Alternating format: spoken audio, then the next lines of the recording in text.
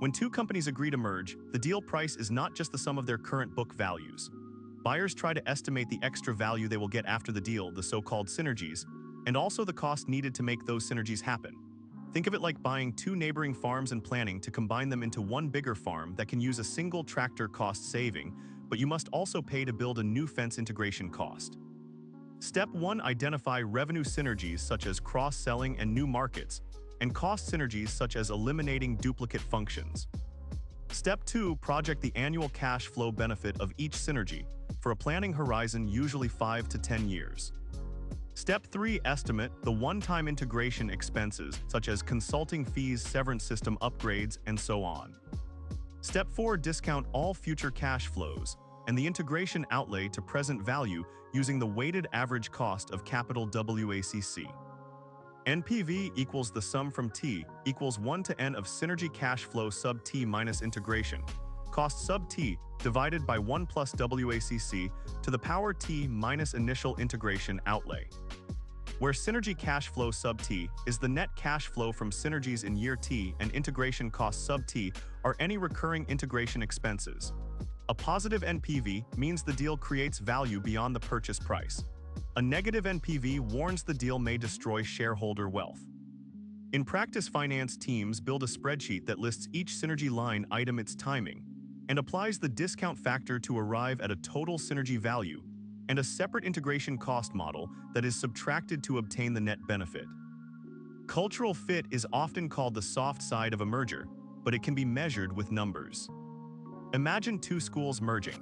If one school values strict discipline and the other values creative freedom, students may leave the new school unless the cultures are blended carefully. In a corporate setting, surveys, turnover statistics, and sentiment scores serve as quantitative inputs. The steps to quantify: 1. Use a Likert scale questionnaire 1 to 5 to capture employee agreement with statements about decision-making speed, risk tolerance, communication style, etc. 2. Compute an average cultural distance score D by taking the Euclidean distance between the two groups' mean responses. D equals square root of the sum over I equals 1 to k of mu AI minus mu bi squared, where k is the number of cultural dimensions. 3. Estimate the impact on turnover by regressing historical turnover rates on cultural distance using past M and A data. Turnover rate equals alpha plus beta times D plus epsilon. Empirical studies often find beta between 2% and 5% per unit of distance. 4. Apply the predicted increase to the combined headcount to calculate extra separation costs, severance, hiring, lost productivity. Real-world analogies. A 2015 merger of two United States airlines showed a cultural distance score of 1.8. Using the regression coefficient of 3%, the model predicted a 5.4% increase in pilot turnover, which materialized and cost the airline about $12 million in extra training. Quantifying culture lets the acquirer decide whether to invest in change management programs, such as joint workshops, that can reduce D and save money in the long run. The integration timeline is like planning a road trip with many stops. You need to know which stops or tasks must happen before others and which can be done at the same time. The critical path method, or CPM, turns the list of integration activities into a network diagram and shows the longest chain of dependent tasks, the critical path that determines the shortest possible project duration. CPM steps: first, list every activity, for example legal approval, IT system cutover, brand relaunch, and estimate its duration in weeks. Second, identify dependencies, for example A must finish before B can start. Third, draw the network and calculate the earliest start, abbreviated ES, and finish, EF, times forward, then the latest start, LS, and finish, LF, times backward. Fourth, the slack for each activity is slack equals LS minus ES. Activities with zero slack lie on the critical path. Simple numerical example. Activity A 2 weeks to B 3 weeks to D 1 week. Activity C 4 weeks also precedes D but runs parallel to B. Forward pass, ES of A equals 0, IF of A equals 2. ES of B equals 2, IF of B equals 5. ES of C equals 0, EF of C equals 4. ES of D equals the maximum of AF of B and IF of C, which is 5, AF of D equals 6. Backward pass from project end, week 6, gives LS of D equals 5, LS of B equals 2, LS of A equals 0, LS of C equals 2. Slack of C equals 2 weeks, so C is not critical. The critical path is a to B to D with total 6 weeks. Analogy, think of building a house where the foundation must dry before walls go up, but the kitchen cabinets can be ordered while walls are painted. Knowing the critical path lets the integration manager focus resources, such as extra staff or overtime, on those bottleneck tasks to shave weeks off the overall timeline, which can be crucial when market conditions are changing rapidly. Explanation: after a merger, the combined company must decide how to organize its people and decision-making. Two common blueprints are the matrix model and the hierarchical model, each with trade-offs like choosing between a sports team with a single coach hierarchy versus a team where players report to both a position coach and a strategy coach matrix. Hierarchical integration, a clear ladder of authority, usually merging the two firms into one parent-subsidiary structure. Pros: fast decisions, simple reporting, easier accountability. Cons: can create slower knowledge sharing across functions. Matrix integration: employees have two bosses, one for functional expertise finance, and one for product or geography. Pros: promotes cross-functional collaboration, faster response to market changes, better use of duplicated capabilities. Cons: can cause confusion, conflict over priorities, and higher coordination costs.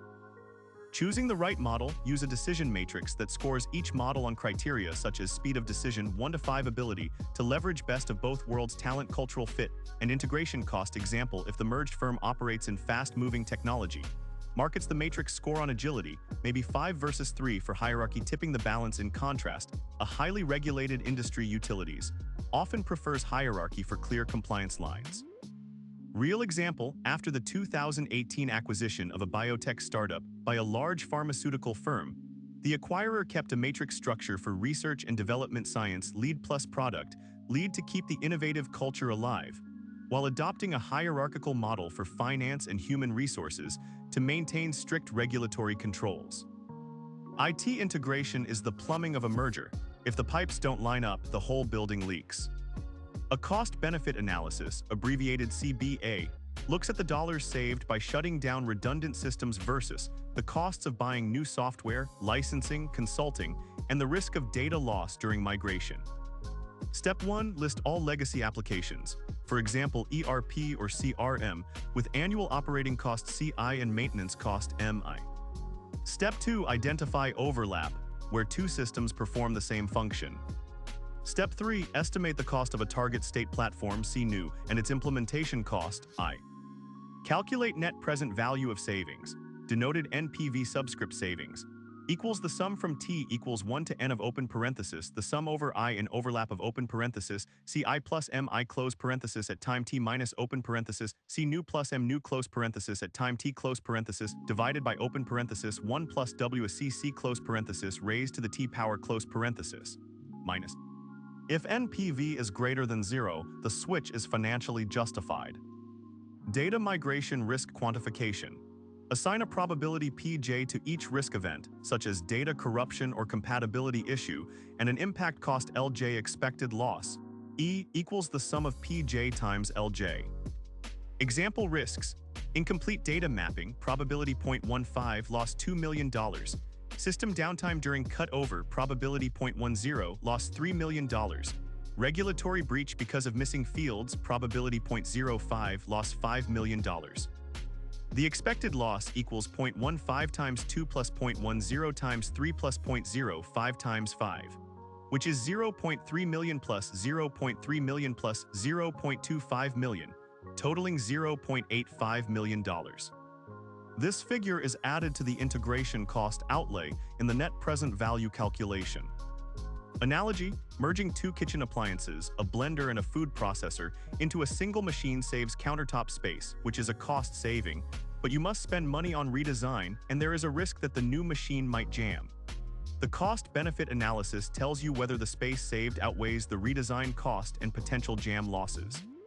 Mergers often trigger a cascade of regulatory reviews, especially when the combined market share could reduce competition. Antitrust authorities, for example the United States Federal Trade Commission and European Union Commission, Act like referees who check whether the game stays fair. The main challenges are identifying the relevant market, measuring concentration, and designing remedies that satisfy regulators without destroying the strategic benefit of the merger. Key steps: first, define the product market. Use the SSNIP test, which stands for Small but Significant and Non-Transitory Increase in Price, to see if a 5% price hike would cause customers to switch. Second, calculate the Herfindahl-Hirschman Index, HHI, which equals the sum from I equals 1 to n of S sub I squared, where S sub I is the market share of each firm in percent. A post-merger HHI increase above 200 points in a market with HHI greater than 2,500 signals high concern. Third, prepare pre-merger filings and be ready to offer divestitures or behavioral commitments, for example, licensing agreements. Illustrative example: 2 telecom operators each hold 30% of the local broadband market. Pre-merger HHI equals 30 squared plus 30 squared plus 4 times 10 squared, which is 4 smaller players each 10%, equals 900 plus 900 plus 400, which equals 2,200. After merger, the combined firm has 60% share. HHI equals 60 squared plus 4 times 10 squared equals 3,600 plus 400 equals 4,000. The increase equals 1,800 points, definitely a red flag. Regulators may require the firms to sell off one regional network, reducing the merged share to 45% to bring HHI back below 2,500.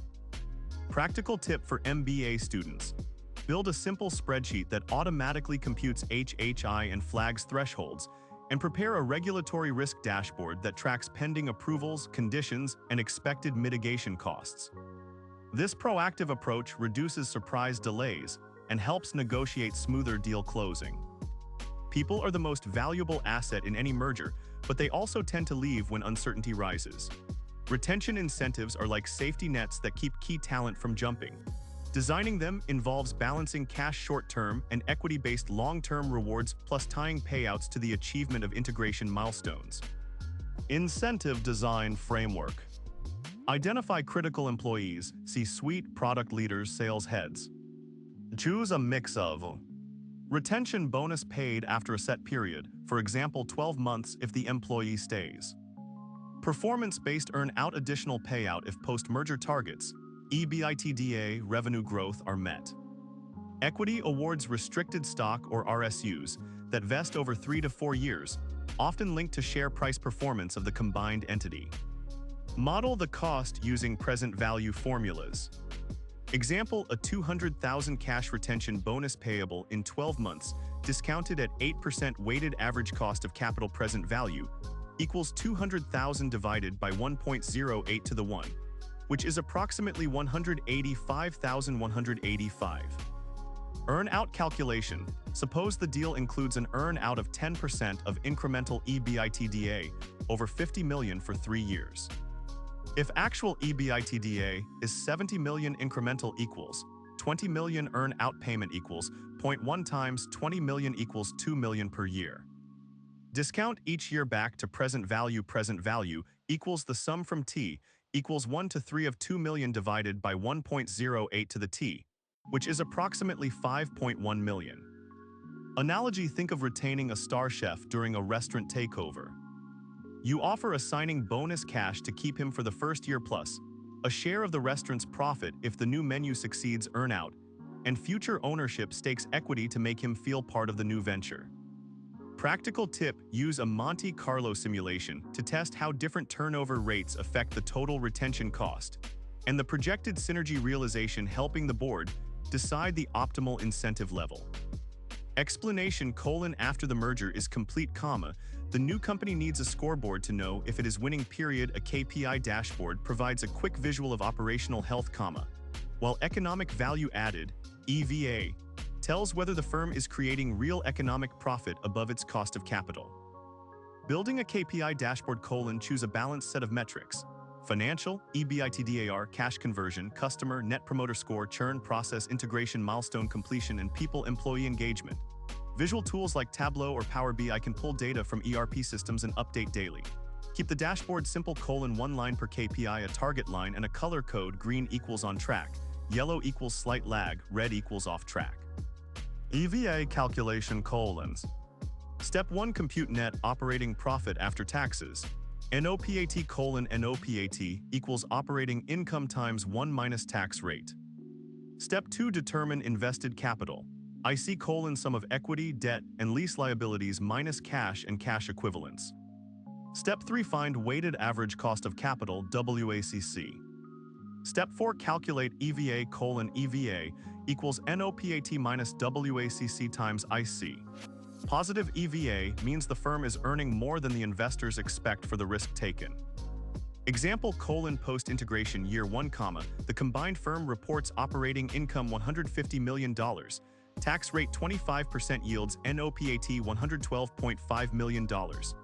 Invested capital $800 million, WACC 9%, yields capital charge $72 million. EVA equals $112.5 million minus $72 million equals $40.5 million positive. If EVA turns negative in year 2, the dashboard alerts senior management to investigate cost overruns or revenue shortfalls. Analogy: a car's dashboard shows speed, fuel level, and engine temperature. EVA is like the fuel efficiency meter that tells you whether the car is using more fuel than it should for the distance traveled. Maintain